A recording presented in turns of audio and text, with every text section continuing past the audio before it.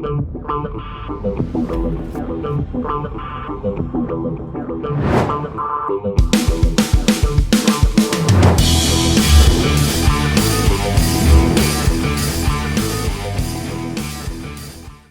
up, Rachel? Good morning. Good morning. How are you? I'm good, Todd. How are you?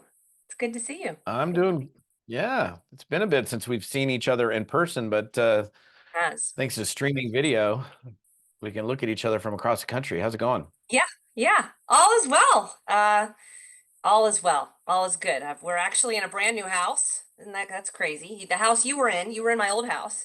We were there for 17 years. And I'll dive right in and tell you, I put a house on my vision board, and 6 weeks later, literally we closed on a house that looks exactly like the house on my vision board. So be careful what you put on Wow. your vision board is the story there. So Yeah. yeah, we're in a brand new waterfront home, which is awesome. Oh, cool, cool. Yeah, I think the last time I was at your house, you were doing a bunch of, I think you were building an office upstairs or doing something. I know you were doing a bunch Yes. of work on the previous house. Yes, actually, we had that on my vision board. We'd added 2,400 square foot to our house and a whole outdoor resort area, and it was awesome. And I always said the only way I'd ever move was if it's to the water. And so, yeah, now we're on the water and adding on here. So it's pretty cool what's happened in the last few years. Awesome. Well, I definitely want to talk about that since you brought that up. But hey, just for my audience, I'm sitting here with Rachel Garcia today. Rachel and I met, I don't know, probably 10 years or so ago. Has it been longer than that? I don't even, like, time is flying, man. I I have would no say idea. 14-ish years we've known each other. Long time.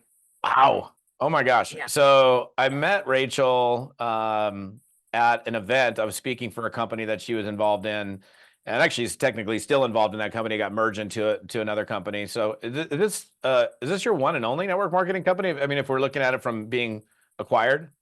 I've never switched to Wow. anything else. I've always stayed the course right where I started. I love it. We're going to talk about a bunch of stuff. So Rachel has been very successful in the network marketing space. I met her when she was pretty early on in her network marketing career. And she's just done very well. And I like to bring people to you guys and have chats with them and just kind of dig for nuggets. I'll get into the vision board thing here in a little bit, but like, okay, first of all, like, how did you, I met you like probably a year or two in maybe to your network marketing journey. How did you get started or introduced to network marketing in the first place? It was against my will. I was practicing medicine full time. I had no interest. I was practicing medicine full time as a physician assistant. And in 2008, I had kind of capped out at what I could make. And so I worked with three doctors, and in 20 years, I practiced medicine. And, at that point, it was like the third time I'd been told, we know what your contract says, but you're making more money than the other physicians here. And we have to kind of cap where you're at and cut what you're making. And I that was very frustrating to me to know that I could never make more than I was making. And on top of that, I never saw my kids. And so I had a nanny who I paid a lot of money, and they were basically being raised by her, and they called her mom. And I had multiple miscarriages before my first child. So like I feel like I'd done all the right things. I grew up in a family with very little money. I'm one of seven. So I went to school, I got good grades, I got a good job, I did all the stuff, to be successful. And I was making $250,000. I like to talk about money. I know we're not supposed to, but as a PA, I was That's fine. making $250,000 a year. And and it was my husband's in contracting. And I always say about contractors, I don't mean to offend anybody, but when it's good, it's really good. When it's bad, it's really bad. And so I learned you can't pay the mortgage with that. You can't do private school tuition with that. So like if I wanted to have the things I wanted to have that I didn't have as a child, I needed to work hard. And so I feel like I'd done all the right things, and then I was stuck. And so I started reading. I read the book Rich Dad Poor Dad by Robert Kiyosaki. And that was where I learned about the quadrant and like, okay, I've got to get to the other side. How am I going to do that? And so I, brainstormed, and I told my husband, he had a building construction degree and a general contractor's license. I'm like, you're going to start your own business, dude. And I'm going to open a retail store, a skincare retail store. So we invested like $100,000 in these two businesses within 6 months. We're doing that in addition to our full-time jobs. And so I was businessed out, and my brothers called me and said, we've got this thing we want you to take a look at. And I mean, I smelled the state all over them. I was like, I'm not looking at your thing. I mean, when you see 60 patients a day, everybody's got something. At that point in 2008, it was like a juice or a cream or a wrap or something. So I was like, no, I'm not looking at your thing. And you've met my brothers.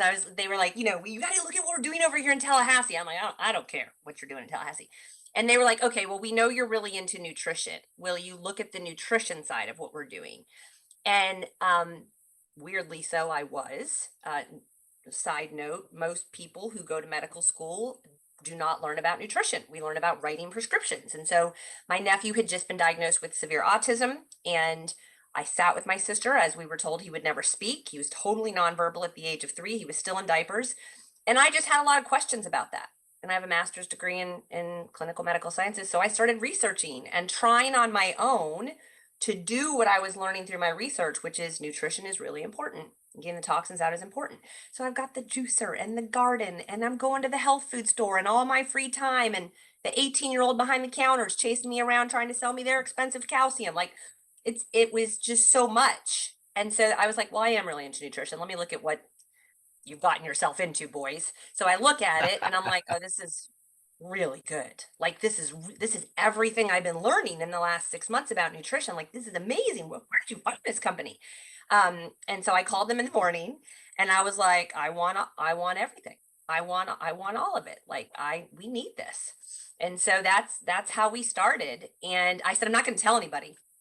Don't expect me to do that. Of course not. But I want all of it. You know, I've now learned that like when somebody says that, this is a side note for all the listeners. If somebody says, I'm never telling anybody, or like, don't ask me to do the business, it should be like a flashing green sign that says, go, go, go. They're just saying it out loud to stop themselves from doing it. I think that's why I was so like, and so that was how I was introduced, you know, and I did not tell anybody. It took quite a few months for me to decide like, whoa, I need to tell people about this. So what, I'm curious. So first of all, obviously it's cool that your brothers introduced you to something. So you had some familiarity with network marketing. I mean, obviously 60 patients a day, somebody's pitching you something. So had you ever looked at a network marketing company before? What was your, I don't know, what was your kind of viewpoint on network marketing? If you hadn't seen, you know, I mean, being in that position, you got all these people pitching you something. Yeah. Were you anti-network marketing or kind of, I don't know, in the middle, or what My were you? opinion was these are people who are trying to take advantage of the connections I have to make money off of me. That was my opinion. It was my opinion when my brothers called me. Like, you're trying to take advantage of the knowledge of the people I know and make money off of my connections. Totally my perception. In an incorrect perception, not a true perception, but it was my perception. For whatever reason. So, and that's what I thought every time somebody would bring a flyer in and like, oh, you've got to look at this. And I'd look at it and smile and not toss it in the trash as soon as they would leave. Like, I had no interest in whatever they were trying to sell me. Just like when you go to Whole Foods and the guy's like, oh, our calcium's on sale today. Oh, okay, whatever. I've done my research. I know what I want. I'm not going to be sold by the cheaper calcium that's on sale. So I just had a very unfair, negative perception. Do you have any idea like where that came from? Like, did you have somebody that was too pushy or Oh, yeah. Yeah. Lots of okay. patience, Yeah. lots of patience trying to sell stuff, you know, and where I live was kind of the Mona V craze as well, was in the Yeah. area. And I think I had just seen a lot of people. I'm not a huge, I don't like salespeople. I like to go to the car lot, know what I want in advance. I don't want to sit there and be sold. Like, I like to do my research. I'm a green personality. I'm analytical. I don't want to be sold something. I also don't want to be taken advantage of. Give me the information. And one of the things my brother said to me, which was really smart, was you can say no. Just give us an educated no. Say what you're saying no to, or know what you're saying no to. And I was like, well, that makes sense actually. So I'll because it was my brother. Honestly, Todd, the only reason I'm here is because it was my brother. Anybody else, I would never have looked at it. And he was like, you can either, I'm not hanging up until you agree to look. And so I had like two options: hang up on my brother, or agree to take a look at it. So I was like, fine, I'll watch your stinking video. I'd love to see that video now that I watched, but I was at a time in my life where I was ready. And I think timing is so huge. Another thing for people to understand who are making the calls and are inviting people to take a look is you have no control over someone else's timing. You just have control over whether or not you call them and what you invite them to look at. You can't control their timing, and you can't get upset or offended if it's not the right time for them. Just it's not now. Just go back later. So it was the right time for me and It's the kind right of person. interesting because,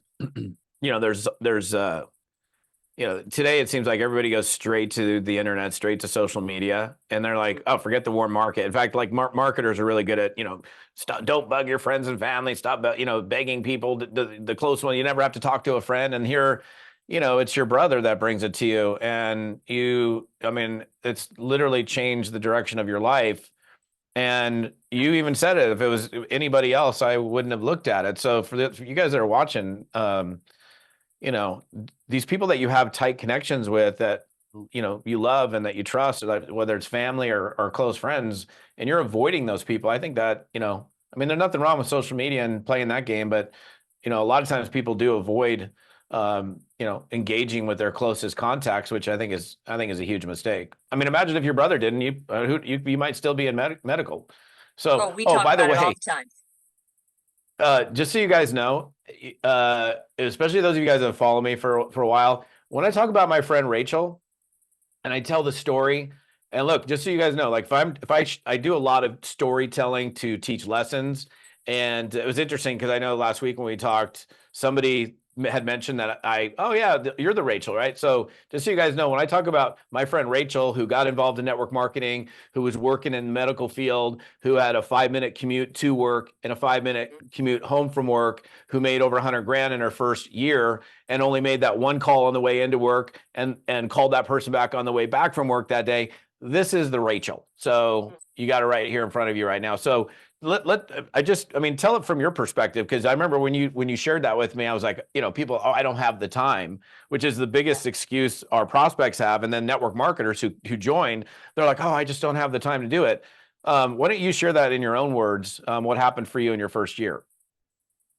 Sure. Well, I actually didn't believe the business was real. We had just invested $100,000 in two separate companies. The overhead on my skincare retail store, which was a brick and mortar location, like I had to pay for the rent and the electricity and the employees' paychecks and all the inventory I had to sell. So like when the highest investment in the company was like $2,500, and you get stuff that you use. Like I just couldn't wrap my mind around it. And then the overhead is $135 a month. And so when my CPA a couple months later is like, you can write that off. And I was like, no, I can't. That's not a business. Like I was arguing with the guy who sees everybody's bank accounts. Don't do that, by the way. That's just not smart. Because now we argue about how I can help myself out with my taxes. So it's a totally different argument all these years later. But we started using the products. We started to see tremendous changes, tremendous health changes in our own family life. And there were like pretty massive things that happened with me and my husband and my child. And I was literally shrinking in front of my patient base. And people were like, what are you doing? I was so against it, Todd. I was like, oh, nothing. I'm doing nothing. I would tell them nothing. I was not going to talk about it. So I just wouldn't talk about it. And then I came home around Christmas of 2018, and my nephew came in and said, Aunt Rachel, what a beautiful Christmas tree. And he was nonverbal, like screamed his whole life. We were told he would never speak. It was like he'd been locked in a closet and the door was opened. And I was like, what in the world? And so I kind of dug in with a pediatrician friend I have who's been in practice 35 years and did my own little grassroots study that I wish I'd published, but I didn't. And came to the conclusion that, whoa, this is real. And shame on me if I don't tell everybody. There was no, I'm going to make money. There was no thought process behind it other than shame on me if I don't help others by making this phone call every single day. And so I would just call somebody every day on the way to work. And I didn't care how I knew them. I didn't care who they were. I would just be like, Teresa, I know we haven't talked in a while. I don't know if you know what I'm doing, but I found something that you have to look at. If I send you a video, will you watch it?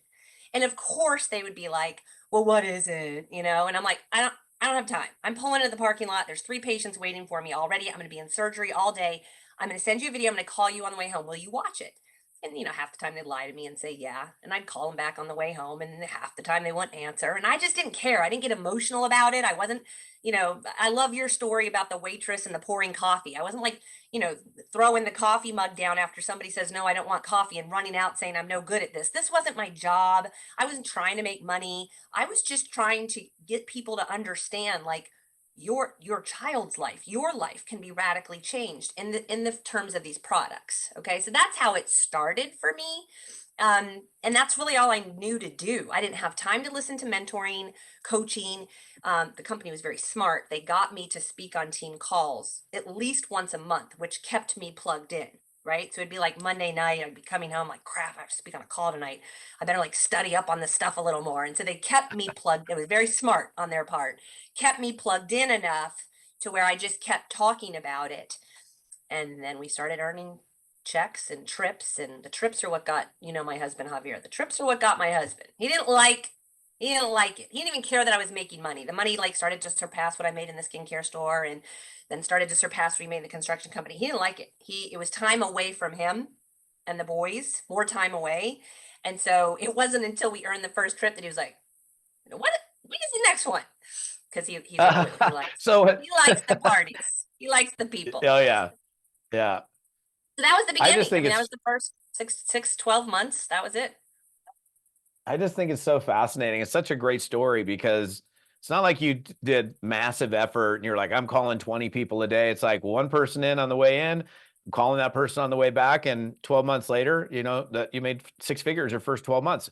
And again, guys, like, listen, I've told you the story before. You got her here with me right now. You just heard it out of her lips. So if you're thinking you don't have the time, it's how you look at your time. And, I teach this all the time, Rachel, like the whole idea of like, this, if you're driving to the grocery store, if you're running a couple errands, most people don't look at that time as like, oh, I can make a call or two. So truly everybody, even those that are super busy that say, I don't have the time, everybody's got enough time. It's just a matter of whether it's a priority. And I'm curious, like, was it the moment that child was like became, you're like, holy smokes, like I need to tell people about that Christmas moment that caused you to go, okay, I got to get the word out? Was that the kind of the Yeah. epiphany that caused It you was to one go into yeah, motion? it was one thing for me to lose weight. It was one thing for my 3-year-old's constipation to go away, my sleep issues resolved. Pretty big one was my husband's extreme depression and anxiety. Like that was, I would now say, marriage saving 6 weeks in. But it wasn't enough for me to get uncomfortable and share it. The radical change, I'm going to get emotional. The radical change in my nephew, he just graduated from the same high school I graduated from. He still has autism. He's still Wow. on the spectrum. But we were told he would never speak. We were told he would never go to a school with children who did not have autism. Like it was a radical life change. My sister was able to communicate with her son. And so, I mean, I saw that. It was all around me. It was someone I really care about. And I'm like, oh my gosh, shame on me if I don't tell people. These parents of children on the spectrum were really struggling, not knowing, not having answers. I was like, I've got to tell people. So that was my radical moment. And I would also say the one person a day thing, I've done this now for 15 years, right? It doesn't work for everybody because it's a slow process. I was very passionate about the products. Dang, I was so passionate. I still am. Don't get me going. I'm so passionate. But I was so passionate that I didn't care. I wasn't doing it for money. I didn't care if they said yes or no. I just had to tell one person a day, one person a day, one person a day. And so most people don't have that passion. They don't have that conviction. They're not willing to make one phone call a day. So now when I train somebody, I'm like, I wish someone had told me, make a list of 200 and sit in a closet. I don't care if your kids are outside the door. Call them all at once. I wish someone had told me that, who I respected. Like there was nobody there when that company was starting to tell me these things. And so now I do train that. And my brothers actually both left the company, and then they came back in 5-6 years later. And one of them literally made 200 phone calls in 2 days and made six figures in like 3 months. So like Wow. it's the timing, the massive action is so big, and I train that now. But if 2 months have gone by and you haven't called anybody, heck, you're never going to do massive action. Just do one freaking call a day. Like just do something. So, or a text a day, just do something. You make a really important point. Like if you said, I didn't have anybody to teach me to do that. So if you're watching, obviously most people are watching or listening to this, you guys are all involved in network marketing. We can't take for granted what we think we know that another person is going to know it. So if she had a mentor at the time who said, look, write down a list of everybody that you know. I know that's going all old school on you, right? But that's, it's still, What I do. when people use the term old school, okay, that means to me fundamental, foundational, not like, oh, that doesn't work anymore. Right. That's just like a good foundational principle. So had you had an individual that said, hey, look, this is the way you do it, you probably would have gotten there faster, but Oh, your story is your story. And you realize over time, like, okay, now that you have that ammunition, that's the way you're teaching. I mean, somebody can come along as long as they're taking some kind of action daily. The other part of it is, I remember when we talked about this maybe a year and a half ago or 2 years ago when you told me the story, it's like you were incredibly, consistent, not a lot of action, I mean, a call in because you only had a 5-minute commute, you can only make one call, but you did it every single day. And so there's, I guess, a few ways to cut the cake, if you will. You can do all out massive action and do 6 figures very quickly, like your brother did the second time around, which is kind of crazy. so, so he quit. Is he in your downline now or what? oh yeah. Both of my brothers, they're twins. They were both in my upline and they're both in my downline. And they That's both traveled crazy. the world with our company. That's awesome. I want to talk a little bit about transition because you when I met you, you were already successful, not at the pinnacle of your success, but you were growing. I met you pretty early on in that Yeah, journey. very. And Hmm. then your company, which I spoke for a bunch of times, was merged into or acquired by another company. And there Yep. was this transition, which is Yeah. kind of crazy because I was tight with a lot of people in that particular Yeah. company you're in who are all gone. Like Yeah. I think you're like the last woman standing. Like I don't know anybody I know. who like is there anybody left from that original company that's Not wow. that I know of. I don't think there's nobody left in my company right now. And a few of them, married owners of other companies and things like that. I literally don't think any of them are building in this industry or profession anymore. So I mean, let's talk about that for a second because I mean there were some pretty cool, talented people that were involved that Very were at cool. that time pretty successful, Yes. six-figure plus earners who are, most of them, I mean, I don't there's a couple of them I know that are still involved in network marketing, but most of them are like not even involved in network marketing anymore, to my knowledge. And, how was that? I mean, how did you manage that transition? Because I remember we were talking during that time, and I know it was rough because anytime, a company gets acquired or merged into another deal, it's often most of the time it's difficult. So, you know, Yeah. why are you still here and everybody else isn't? I think that because of what I was going through as a physician assistant prior to this, and being at that place in my life where I kind of like I couldn't make more than $250,000 a year, okay, no matter how hard I worked. And I was actively looking for a way to create additional income outside of that. I'm a huge fan of people having multiple streams of income. And I think network marketing is like the best way to get it. And so I mean, I remember so clearly when I heard none of my smart chips would transfer over. Like, so, 5 years of work. And then I had to call all the people. And yes, we would still have the product that we had before, but I had to tell them about a whole bunch of, I sat outside on a curb and cried for 3 hours. Like, oh my gosh, am I gonna go to work? Am I gonna start over again? Or am I going to go back to being a PA? And I mean, I weighed all the all, options and benefits, and my boys were probably at that time like I don't know, 6 and 8, 6 and 9, something like that. We'd begun to see what can happen here, and had fallen into that. This is my opinion. I'll say it. I say be careful of companies that are less than 5 years old. The track record for companies less than 5 years old is not good. The stats, the odds of them making it, and so to put all that work in, which is what all of us did, all of us that we put all this work in, all this work and so excitement and so passion to see it go can be so devastating that if you have something else to fall back on, some of them were taken care of by a spouse, or that I was the majority breadwinner. So it's like, how am I going to live the life I want to live? What am I going to do? I still believed in the product and I still had the product. Right. So it's like, I can do this. I know I can do this. So I'm just going to put my head down and keep going. I'm just not going to quit. I'm going to do it all over again. And it was a hard time because I was at a place where I really needed to step into this leadership role, that because of my boy's age and because of the change in the company, checks were not, I couldn't like rely on them. They were coming, but it was going to take more work to get them where I needed to be. So it was like this moment of like, I couldn't afford to do the things. Start your own website, your own leadership website. Like I could run team calls, but your own leadership website, doing leadership retreats, doing all these things that I had mentors from outside telling me to do. I couldn't afford to do it. So I was like, I'm just going to put my head down and do what I know works, which is recruiting, and then teaching people how to. Around that time, I was learning how to duplicate, Todd. It was right around that Yeah. time that I started going to outside network marketing events outside of the companies I was in, and really diving into how do I not just sign people up. I mean, any salesperson can sign people up. That's not what gives you residual income. I think that gives you the handcuffs in this business. You have to be able to recruit, you have to be able to enroll people, but the duplication is where you get the freedom. And that's what we have now. Yeah. And that's my goal in bringing people in, is not just that fast money up front, but that residual long-term income that your children can rely on.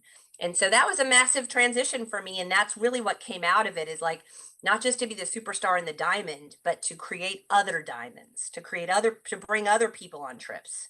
So I think it took 3 years after that for me to finally go on it, bring someone else on a trip where it wasn't just Javier and I on a trip, to actually start helping Yeah. others earn trips. And now we have more people on all the trips than anybody else in the company. So that was a result of that horrible time. And without showing like not sharing specific numbers, like when you guys um didn't move but were acquired by this other company, what percentage would you say your check dropped by during that transition?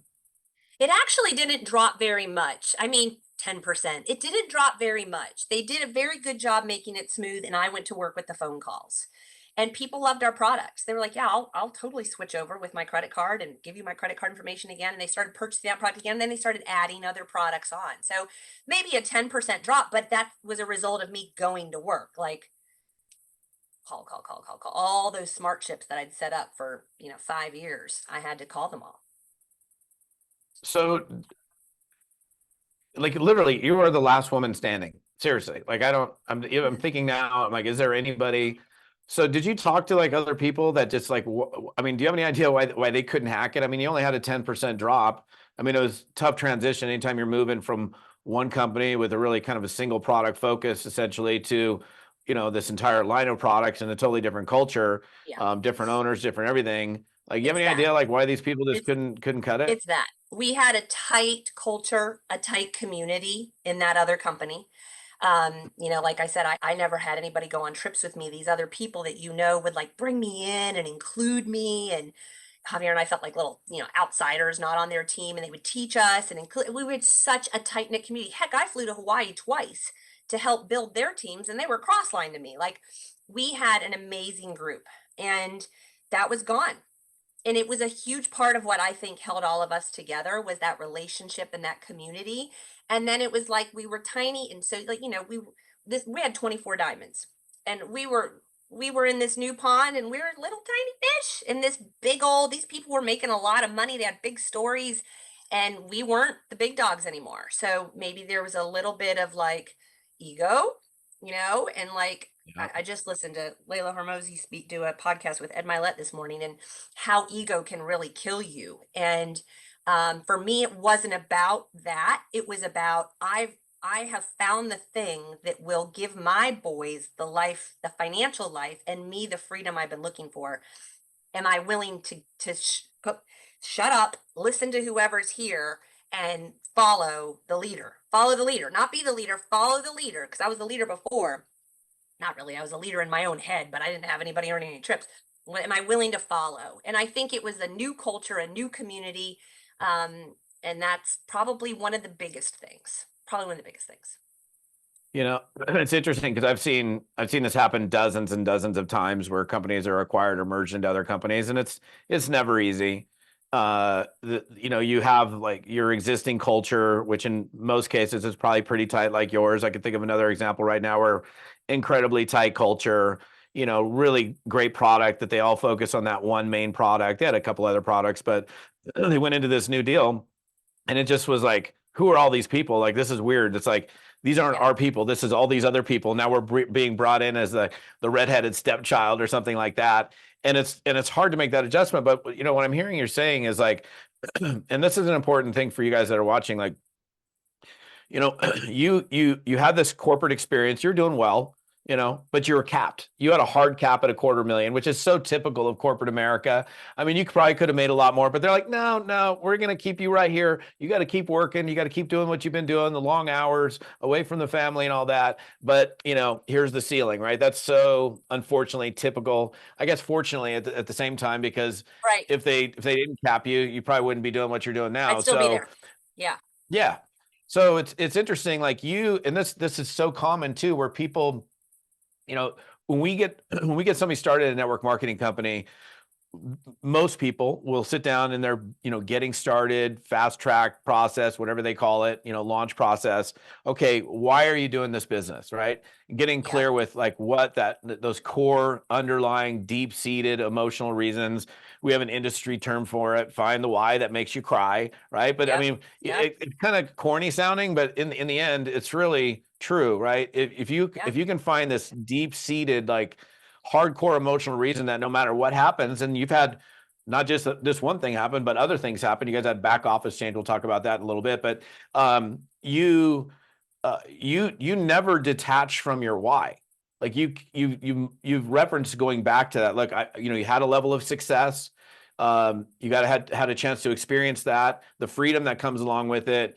And you also, okay, I've got my cap over here. This is as far as I can go. They're never going to pay me anymore. So you never wavered from that, where I think a majority of people that come in, the first time they get knocked down or they have a bad day, it's like they forget about why they came here in the first place. Yeah. Yeah. And I also started a small business. I'd started a brick and mortar location. So I knew that I knew what the other options were. And I knew that it's hard to find a good company that has a good product that people will repeat purchase unsolicited. I knew that. I'd been around enough to know what you're looking for in a good company. So I knew I had one in this, I thought I had one in this new one that was acquiring us, but I knew the other options were not great, Todd. I'm like, what else am I going to go do? That's, and I'm a green personality. So I'm loyal. Like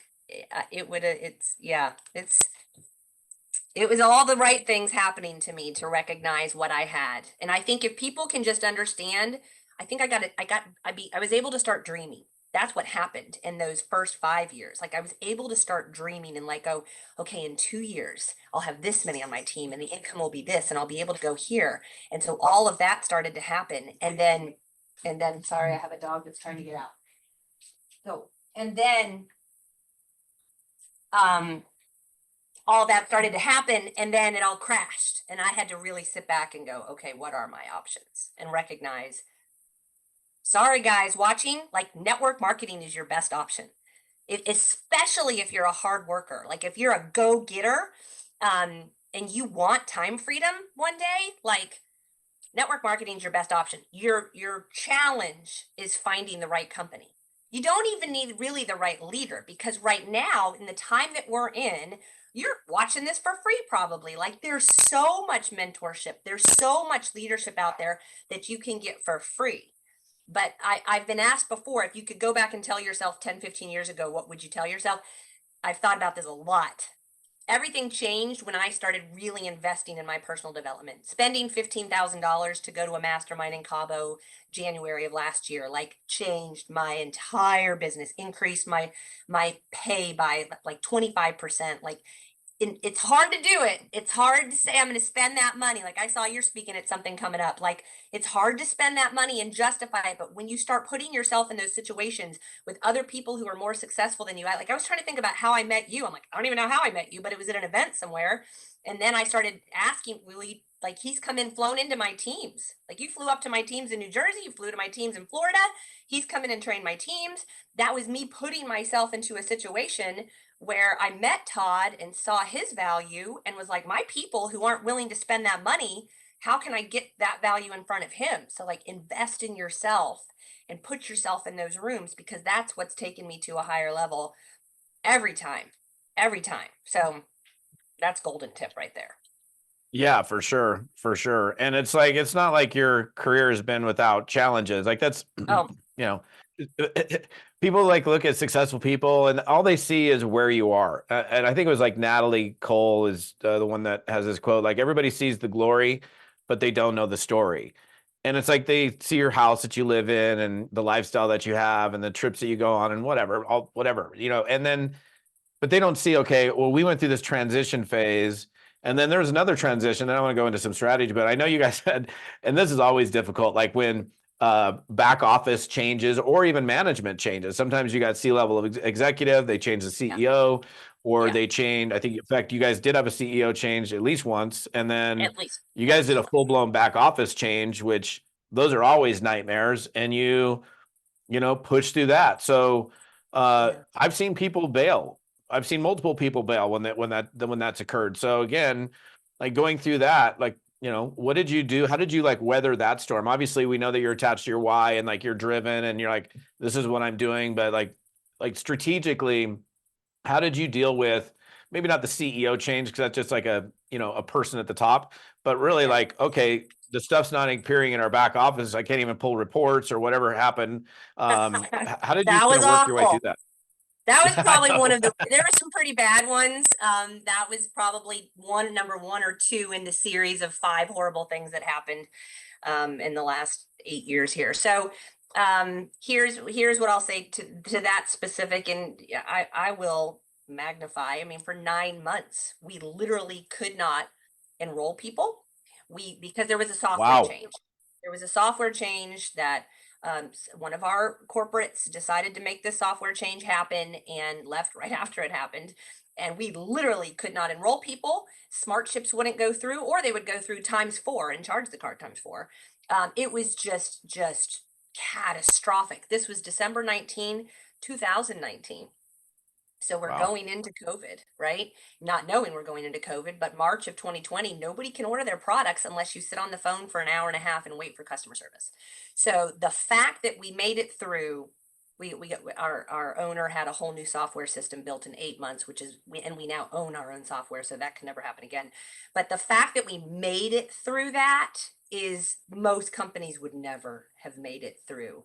So what happened is people continued to order because they work so well, and we're going through a health crisis in our country. People are freaking out like, I need my stuff, I'll wait on the phone for an hour and a half, I don't care. But they weren't willing to tell anyone else about it because it was embarrassing. Like, can't enroll anybody. So that was Yeah. really difficult. So we kind of like we were literally skyrocketing, and it went just plateaued for a year, and that wheel of momentum stopped. And then it was like, I'll tell you what I've seen in our company since then is there's so many excuses, right? Oh, it's so hard. Oh, it's so this. Oh, it's so that. I think because I've been through so much already, I'm like, whatever. It's so funny, Todd. People complain about whatever, this product's on back order, and they're upset. We don't have any products on back order right now, but I'm like, you're complaining about a product being on back order and you want to quit? Like, oh, leave now. Be gone, because you will never make it. That's Right. actually So a great problem to have. That means people want it and they bought so much of it that they ran out. yeah, I just here's my trick. It's blinders. And I teach my team this. Kill the distractions. Put your blinders on. Don't look to the left. Don't look to the right. Don't look to the person who's excelling faster than you. You don't know what they went through in the last 10 years in their own life. Like, put your blinders on. You've chosen hopefully you've chosen a good company. The product is consistent. The product is good. You get results, and they pay you well. Hopefully the comp plan pays well. I've said for years, your job as a corporate office is to pay our checks every week. I've never missed a check on a Friday ever in 15 years. Your job is to make sure we get our products on time. Do not change the products. Give us the same products. Don't like bait and switch. They haven't done that to us ever. And then to make sure that we can enroll people. That's what I see corporate's job is. I would never have said make sure we can Yep. enroll people until I couldn't enroll people. So like make sure Yeah. those three things are lined up and we're good. And I will go do the rest. Now I've had corporate. You mentioned it earlier. I think I've counted up. I've gone through 14 presidents, CEOs in the last 15 years. Okay, so I've seen corporate come and go. Wow. Yeah, Wow, yeah. a lot of them. When people, we're really good right now. We've had the same ones for 18 months. It's fantastic. It's wonderful. In fact, our president is the same one that we started with, way back in 2008. So, but I've been through a lot of change and I don't get attached to corporate. They don't decide whether or not I'm going to have success. My success is right here. As long as they pay my checks on time, they can deliver my products and they don't change my products and I can enroll people, I can do this. And you can as well. Like, don't get, oh, my upline doesn't do this for me. Oh, the company doesn't do this for us. Oh, our trips aren't big enough. Whatever. Like, just go to work. If hopefully you have some sort of emotion about your product, you're passionate about your product, and like just go do it. So that's my trick, is kill the distractions. My team probably hates it because I'm always like, that is not a problem. What you're talking about is not a problem. Like, just go. You're sounding a little, you talk about being green and analytical, but I think you got a little red in there too. So, I mean, you're pretty straightforward, pretty direct, pretty blunt. Yeah. If you've been in the industry long enough, you're a little bit of a rainbow, aren't you? I've Yeah, learned how to yeah, for morph sure. fun into, my husband is a blue, he's very fun. And so I've learned building teams, you have to have fun. Like, we go ziplining outside of what the company, brings us on. Like, our team always has a costume party. Like, we always do fun. So I've morphed into a fun person, although that's not really that's why I married him. He makes me fun. Yeah, that's not your natural color. So let's talk. So obviously you've been through 18 CEO changes and managerial changes, comp plan, or the software breaking. I mean, the fact that you guys survived that is miraculous. I mean, not being able to enroll for that period of time, and I remember talking to you during that time frame, and I know it was difficult, but here you're still here, and you've never wavered. Like you said, blinders on. It's Yep. easy to like go like this and get distracted or just lay back, and you just never did. I want to talk strategy with you as far as like business building goes. Like, what are you personally doing, and what are you teaching your people to do when it comes to, okay, we're gonna, like, okay, you have me in the business, I'm brand new, I just started with you today. What are we doing? Like, I don't know what the hell I'm doing. This is a brand new thing. Okay, these products look cool. I like you, and I'm going to join. Now what? What do you do? What we do is we send them like a 3-step welcome text, which gets them plugged into a newsletter and plugs them into text blasts. And then so then now they're in the system and they're getting stuff, right? And their first thing is to go watch kind of an onboarding start here video and choose, am I going to focus on selling products, or I'm going to focus on building teams? And what's the difference between the two? How much money you make. And really the only difference is how you invite. So they choose that. And then within, they decide when. I'm kind of interviewing everybody who joins me to see how quickly they go through this process. And then they get launched by one of our 6-figure earners. And the launch looks like this. And it's for me, it's usually 5 to 10 minutes. Where are you from, Todd? Are you married? Do you have kids? What do you do for a living outside of, what do you do for a living? How do you make money? And which video did you watch? What did you choose? The customer path, the business path? Why are you here? And then like I said, I'm interviewing. Some people show up with rollers in their hair and they're in bed, like, never talking to you again. They didn't watch the video, never talking to you again. Like, I'm interviewing them. Like, I'm sorting and sifting. I'm looking for those people who are who are me. I'm looking for me 15 years ago. That's what I'm looking for Yeah. constantly. And so that's our process. And then we just kind of plug them in. And there's not a lot of massive education on the products. I've really learned to use the tools. It's about that inviting. It's about the invite I said earlier tonight. Hey, Teresa, I know we haven't talked in a little while. I'm doing something I think you should take a look at. If I send you something, will you take a look? I mean, it's invite, invite, invite, invite. We make it as simple and easy as possible. And is that like, are you, I mean, that's a very simple, very powerful, straightforward invite. Is that what you're Yep. teaching people to do as they get up and running? Oh, yeah. And what's Yeah. interesting, you said earlier about the distractions. Going through in this business for 15 years, we've not really been on social media a lot in this company. We're kind of getting there. I have some pretty massive influencers who recommend our products on their pages and sell like 500 units in 15 minutes. Like, so I've been blessed because I've spent money to go to masterminds to be in circles with these people who see the value of what we have. But then I've seen people come in who are, oh my gosh, the distraction level. here, there, everywhere. Like they're in 5 companies in 5 months. I'm like, oh my gosh, what? I won't even work with those people anymore. You know, they're jumping from company to company, looking for startups so they can rape the comp plan and then jump to another one. And so, you know, just you got to find your home and be serious. Listen to the people. Listen to the people who are having success. Now, everybody says they're having success. Let me give you guys a tip. Who's earning the trips in the company? That's what I would suggest you look for. Who's earning the trips in the company? Is the person you're working with, did they go on the last trip? Are they going on the next trip? Because that shows they're still recruiting, they're still in the game. How many people do they have going on the trip with them? Like that shows their leadership skills. Now, you might be a leader in your own right and not need that, but it's helpful. It's helpful to have that for sure. And so, yes, that I am not. I was talking with somebody the other day who's like, oh my gosh, this is totally different from where I've been, which is start posting on social media right away. I'm the opposite. We post on social media after you've called everybody. We do that last. We go to the warm connections like you just talked about, and like you really need to look at this because they know within 5 to 10 minutes of watching that video we have, it's either for them or it's not for them. And we don't get upset if it's not. We just start sharing stories with them, waiting for the time to be right that it is for them.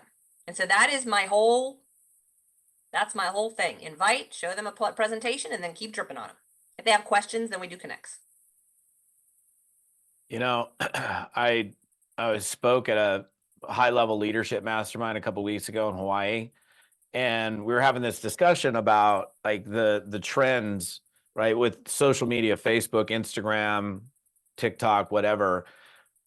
A high percentage of people now, and this is one of the very few things that actually irks me, for lack of a better term, is people being pushed directly into social media when they don't have any social media game, they don't have any influence, and they're sending people over to Facebook, for example, that have got 329 friends on their Facebook group page, and they post like once every 3 weeks. They don't really actively participate on social media, and this is the plan. And yet you, from what I just heard you say, like, yeah, you'll use social media, but that's like secondary. You're very traditional, foundational principles that you apply into the business, and you're not relying 100% on social media. There's companies that I know one company in particular, they only build on Facebook.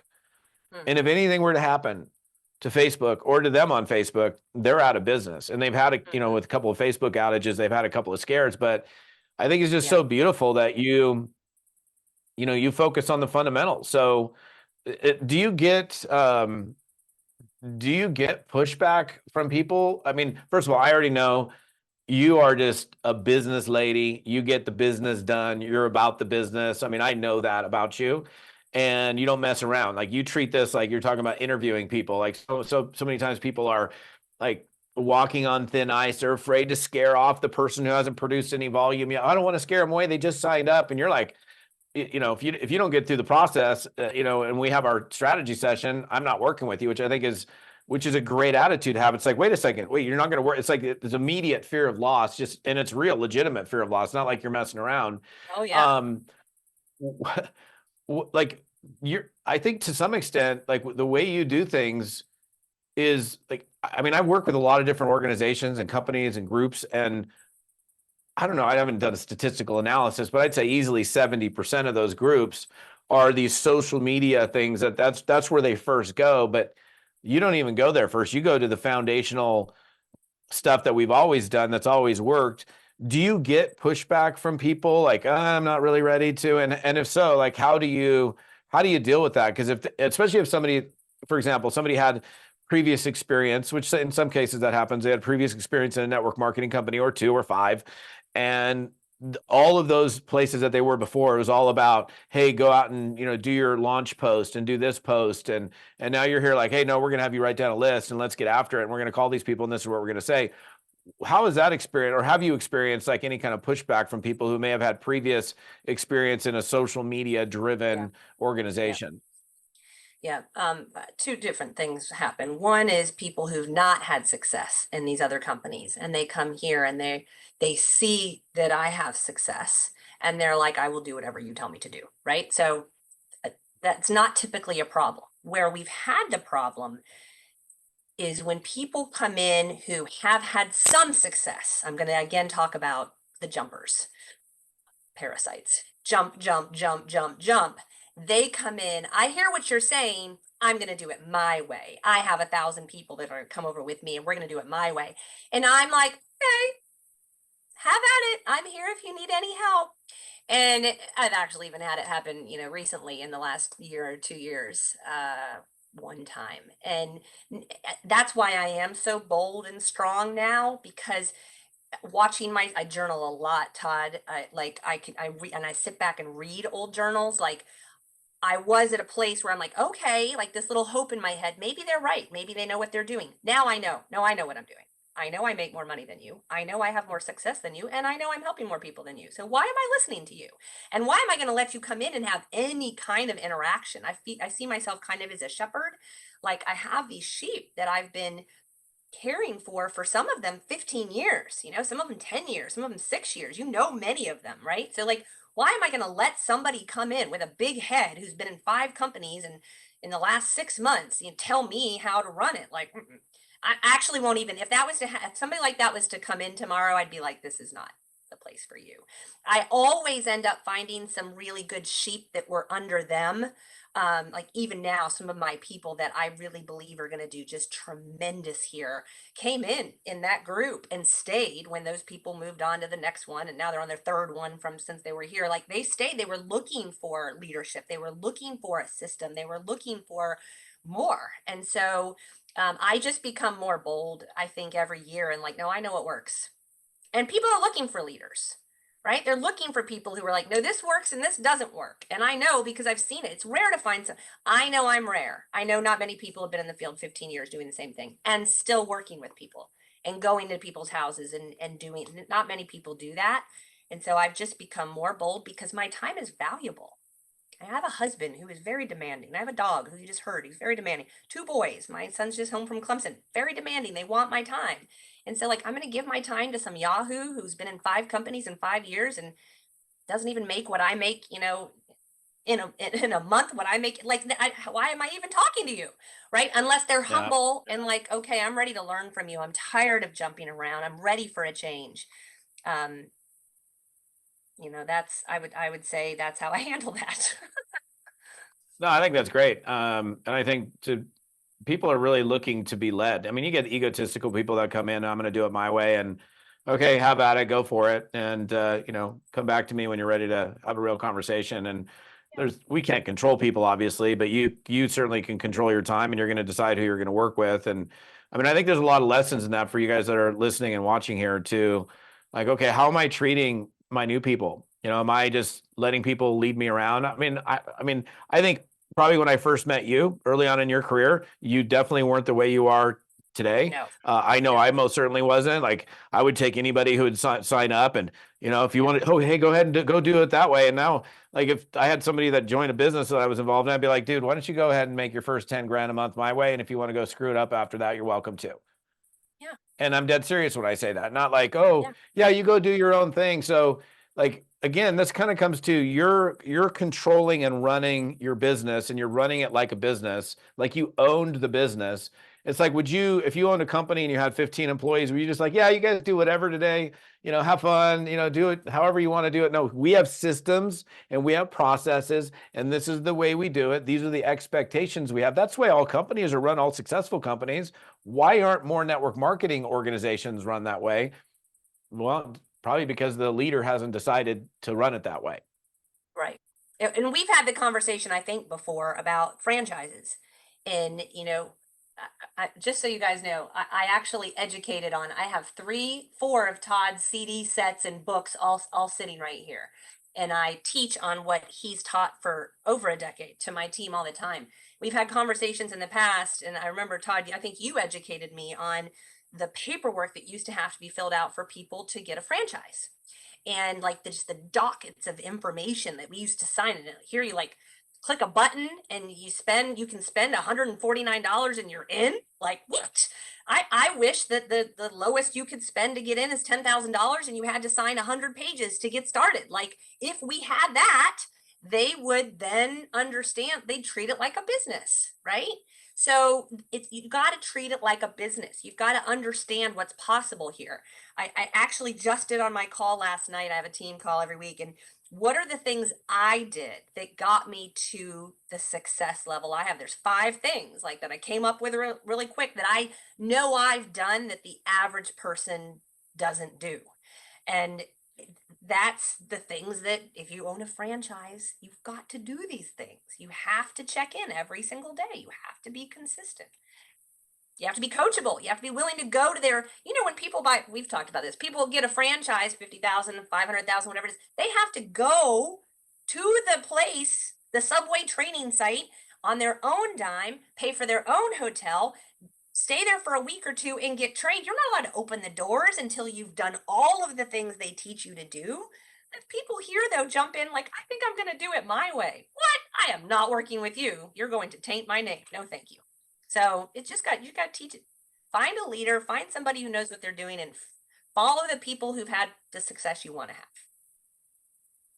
Yeah, and it's crazy because you having the brick and mortar experience, like my guess is you probably never do a brick and mortar ever again after, okay, we have Never. it blows my mind. I drive around town. I'm like, oh, that company ain't going to I make it. Like, know. how do you sell trinkets out of this, like, 800 square foot building? Like, you got the rent, you got to have somebody in there. I mean, you're on a corner, and even if you have a good location, like how much actual traffic can you get there? And they think that it's funny. They think that's like and it's not that it's not a real business. It most certainly is, but that they look at that. This is my real business. I've got this, brick and mortar trinket shop, and then they look at network marketing and they're like, oh, that's not a real business because, like you said, it barely costs anything to join. Which again, I agree with you. I wish it costs a lot more because we would have to deal with so many people that just come in and don't do anything with it.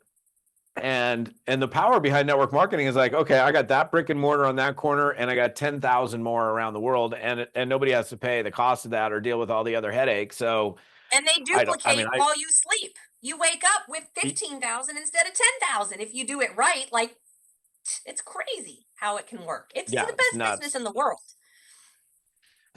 So I got a straight question for you. So are you still recruiting? Oh my gosh, yes. Yeah. I'm actually, I just enrolled somebody yesterday. I think I've got somebody coming in today. I talked about this on my call last night. I go through waves. I'm always recruiting. I think they pulled the report at my, I run my big team event every year, and they pulled the report last year. It's like, oh, I'm on the report for recruiting somebody every month for the last 12 months. Like, oh, yes, Todd, always recruiting. Okay. Okay, so I knew the answer to that question before I asked it, but it's interesting how many people they get to a level, whatever that level is, 10 grand, 20 grand a month, 30 grand a month, and because you have a more sizable organization, and I'm going to ask you this, how you deal with this, like when you're all alone, the only thing you can do is go put in a new customer or a new recruit because you're all by yourself. But as you grow an organization, 50, 100, 200 people, now you've got this person calling you, hey, can you hop on the Zoom with me? I've got a new person I want to introduce you to. Can we do a 3-way call? And so you get this natural pull of your energy over into, supporting and helping to grow the team. And what I find happens way too frequently is people get pulled over here, and this is where they stay.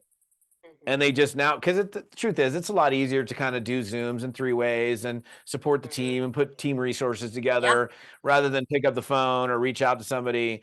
And so I'm curious how you personally, because you have a very large organization, so the demands on your time are I'm sure being pulled in this direction of working and supporting and growing the team, which pulls you away from personal production.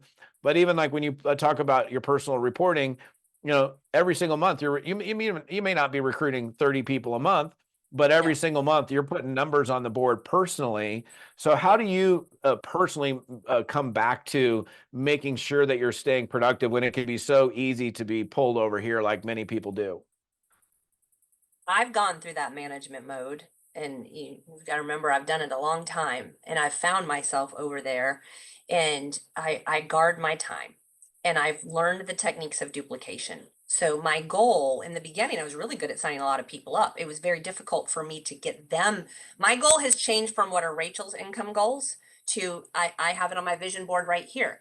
I want thousands making $1,000 a month. You know, I want hundreds making $1,000 a week, hundreds making 10,000 a week. So like my goals have changed to get those people to these levels. And in order for me to do that, it's like raising children, which you and I have boys at similar age. We've raised children. They all know how to tie their shoes, right? We've had to step away and allow them to wash the dishes, cook their own meals. I know you have a chef in your family. Like, but oh, can he be on the stove? Oh no, we can cook his meal for him. Like, we've got to step away. And I think that's one of the things network marketers forget as you begin to grow a team. In the beginning, it's very exciting. You want to do everything, you want to answer all the questions. But if you can get in your head, like, it might work, but does it duplicate? Like, if you're doing it for them, what happens when you go to Europe for 2 weeks, like I did last year, and made my biggest check of the year while I was in Europe? How did that happen? I taught my team duplicates. I bring up leaders. So you've got, different levels of people, and there's certain people you have to spend more time with. But then my goal is to grow them into leaders and to teach them the skills that I have so they can then grow their own teams. And so that's I have leaders, and I laughed when you asked about recruitment. I'm in major recruitment mode right now. I'm ready to build up some new leaders. My leaders are good. They're doing well. I don't need to be with them all the time. And so now I'm growing up. I'm ready to take the time. I'm interviewing to grow a new leader to this place to where I can help them and then I see myself as a mama bird on a cliff, like, and I've got all these birdies in my nest, and like, some of them want to jump out before they're ready, and my job's to pull them back in. No, no, no, you're not ready. And then I have to kick some of them out, like, you're ready. Yeah. And then like I step back one day and look, and there's all these pinnacles, all these mountains with these birds in their net, and I can wave at them, and I can stop in and say, hey guys, how are you doing? And then I'm constantly putting more birds in my nest, constantly, because we have to change the world. That's what we have to do. And so I do not feel overwhelmed. I don't have a lack of time. My leaders do very well by themselves, but I am at a point where I'm like, I'm ready to help two or three more people get to this place who are me in their early 30s, like, so stressed out, no time, looking for time freedom. So I'm ready to take that on and take them there. Most of the time though, I'm recruiting them, Todd. I believe God puts me in situations. I'll give you a quick story. I think of you all the time with your realtor thing, like drive by, like, do you keep your options open outside of real estate? I saw you have a sign up in my neighborhood. Like, his stuff is so good, guys. I hope you use it. My whole team uses the stuff that Todd teaches. But we had an Uber driver who picked us up from our house, and we're going up to Greenville. And I don't usually converse with the Uber drivers, especially if my blue personality husband is in the car, because he's chatty Cathy. Talk, talk, talk, talk, talk, talk. And so he asks him where he's from. And the guy had moved here from Ethiopia like 15 years ago and was taking school online and was, having a hard time finding work. And I pop up and I'm like, do you keep your options open outside of Ubering to start to have additional streams of income? And he's like, oh yeah, absolutely. I'm like, well, we help people start small businesses from home if you're open to it. He was like, absolutely. And I was, pull out my phone, give me your phone number and your full name. I'll send you a video, while I'm on the plane. And then I let Javier continue talking about whatever the heck he was talking about. And the guy has enrolled two people since then. Like, I don't know what he's going to do. I have no idea what he's going to do. He's there, he's following the system, he's going through. So I'm kind of constantly always doing that. If you're in my life, if you're around me, if you mention a problem or something that I know I can help with, I'm like, do you keep your options open? Are you open to taking, I have something that can help you. Are you open to taking a look at something if I send it to you? And if they give me any kind of hesitation, I'm like, bye. Like, I'm not mean about it, but it's like, I did my thing. I asked and they said no, so I'm moving on. So that's kind of, it's not like I'm making a list every day and sitting down and calling 50 people or 20 people or 10 people. And then, I use a lot of Jordan Adler's techniques and things that you've taught, which is, have a whole list of in your notes of everybody in your phone, and, reach out to one person a day. Like, hey, I appreciate you. How are you doing today? How are the kids doing in soccer? Like, kind of constantly being in contact with people all the time. That's hard for me, but that's something I found is really key. That's hard for you. That's because you're so business. You're like, let's just get down to business. I don't have time for this chit chat. Let's go. Let's go. Let's go back to the beginning real quick, because I don't want to forget. I don't want to forget about this. So, in the beginning, you talked about the vision board, and you put this house on the vision board, and you put the, well, first of all, like, I don't want to like make any assumptions, but what is a vision board? how do you put one together, and how do you put together a vision board? How do you decide what goes on there? Because I don't want to make the assumption everybody knows what the heck a vision board is. So Sure. let's Yeah, clarify that and I how love powerful this. they are. And I just mentioned Jordan Adler. You know, the first book I make my whole anybody who's new on my team read is Beach Money, first book, because I know you and Jordan are tight, and most people who listen to you probably know who he is. If you don't know who he is, look him up. Oh yeah. And that because I love the whole. I've been in 11 companies, and he made the plan to meet with somebody. He did what I did, honestly. Like mine was just a phone call. He sat down with people. I followed him to a T, and I literally, when there's a page in his book where he talks about how much money he made, my income matched his 3 years in. Like same, it's the same story. And so his book Better Than Beach Money is all about writing it down, putting down onto paper what it is that you want your life to be like. And then I also use techniques of running it into my head. Like so write down your life like you want it to be. Okay. A lot of people in this space don't know what they want. I'm sure you know that. Like, I want $1,000 a month. Okay. Why? Like, why? What's your goal? Dean Graziosi has a great book on breaking down the why, but like getting to why. Well, because it's going to allow me to have Fridays off so I can go on field trips with my kids and be home for them on Fridays, like whatever. Your why should make you cry. So write that whole, my life. This is Jordan Adler again, my life like I want it to be. Write it in present tense. This is how it is. I'm sitting on my porch on the water. My kids are going to be home with their friends this afternoon. Like the life I have now, I literally wrote out after reading Beach Money. Want to hear something funny? Took me 2 years after reading Beach Money. I wrote it every year as a New Year's resolution. I will write out my goals like Jordan Adler says to do. It took me 2 years to do it. I don't know why it takes so long for us to do this. So I wrote out the whole book, and then I started putting my vision boards are pretty. I had somebody come over the other day, and she looked at this one up here, and she's like, "Oh my gosh, it's so pretty." Like, you don't want to look at some crappy looking thing. Like, get a nice, beautiful frame, and it's so easy now. You pull up the pictures on your phone. It should be fun. Spend an hour looking at homes or boats or whatever it is that encompass what you wrote down that you want your life to be. I have scriptures on mine. It's just how I roll. And so I've got that vision board there. And then I have another vision board in front of me, which I took the commissions from what it looks like when you log into your back office and you see your commissions. I have the dates, and then I use PowerPoint. I made it what I want it to be. I've had to change that one 4 times because I've surpassed the income every time. Wow. This is my 5th vision board, and half of it's already come to pass. So I need to redo it. Like I've been telling myself, you need to redo that. And I'm still not doing it. So those are vision boards. And then you can go so much deeper to where you play a movie in your head, and there's trigger items in your house. And every time you touch a doorknob, you stop for 2 to 3 minutes, 2 to 3 seconds, and think about that. Think about one of the things from the movie of your life 5 years from now. Like, so there's so much to it, and we're trying to hit it in 2 minutes, but it's powerful. If you're not doing it, what are you doing? Like, it's crazy. It is, that which you focus on grows, right? And if there's something in particular that you want, first of all, you got to know what you want, and you need to know exactly what you want and what it looks like and where it is. If we're talking about something physical, or even an experience, and the visual imagery, right, is so incredibly powerful. Like, I mean, this is kind of like, I don't know, I guess it's materialistic, but like my first, status symbol of success back in like 1990 was an 18 karat gold Rolex President with diamond bezel and diamond numerals. I mean, it's still a beautiful watch. The best time to wear that watch is in flip flops and a ratty t-shirt. I don't need to wear the suit. I'd rather be just rolling with that watch, and in that environment. That's just me. But I remember, like, I had a picture of it, and I mean, that was the watch. And I know I've made it when I've got that watch. Like, I was so focused on it. Okay, I got the watch. Like, I don't think I would have got the watch had I not focused that. I mean, that was one item on the vision board. But if you think about that, like, what are you guys doing? Do you even have a dream board?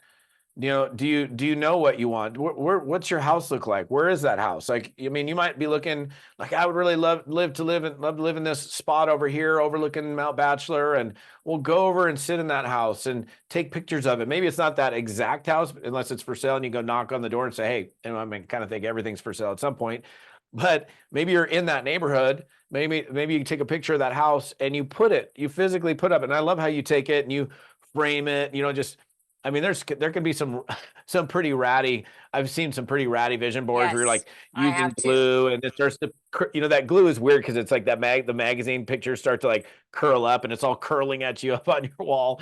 But framing it, maybe putting a piece of glass over it, and Yeah, then I just think it's yeah, incredible. yeah, yeah. Or on your phone. So every time you should have alarms on your phone that part of mine was like, I want in the very beginning, like I want to tithe $1,000 a week. And so it wasn't I want to, it was I tithe $1,000 a week. And so that was popping up on my phone. And so in the beginning, it was ranks that I wanted to hit. And then I realized you hit your rank and you're like, oh, who cares about a freaking rank? They don't matter. What matters is what's coming in on a residual basis. How many people do I have that are able to tithe $1,000 a week? Like that became more important to me than ranks are stupid. Sorry, they're not stupid. They're great, No. but they're not when you get to where you're making what you really never uh, dreamed you could make. It's not about the ranks. It's about so much more than that. And that's where it is for me. It's network marketers are going to change I the think world that's with it funny. with the inflation and the interest. And like I was thinking about it this morning, I'm like, I'm not worried about anything with money right now, but there was definitely a time when I was, and it's because I'm laser focused and I just keep doing the work every day. Man, given the price of things, and I'm not price conscious. I feel like I black out every time I buy something. Like I leave it, or I like sign the check at a tab. It doesn't even register in my mind how much the Right, bill was at the restaurant or right, walking to the grocery store. But I did the other morning, like this last Saturday, I walked in and I got some batteries, like not a car battery, double A's and some 9 volts, and it was $88. And I was just like, I actually saw it. It was like $88 for batteries. It's like I can afford it. It's not a problem. But I thought to right. myself, man, That's a lot. like how does somebody who is just making an average wage, how are they surviving right now? They need to do network marketing. I mean, They we're not the only choice. Of course, you can do whatever you want to do, but I mean, I don't know where else you can go. And for very little money, that's one of the big benefits for somebody who doesn't have a lot of money. They can come here, find I'm a great sorry. We are product the or services and get we're after the it. only choice. We're the only we're the Yeah. I mean, you can say we're not the only choice. Tell me another one. There isn't one. And I'm not a fan of being able Yeah. to come in for 300, 500, 600, even 1,000 I think is too low. I'm not a fan of that. But where else can you do that and then spend 30 minutes a day, 5 days a week and create weekly checks? Immediate where else legally can you do that? Nowhere. Like we are the only choice.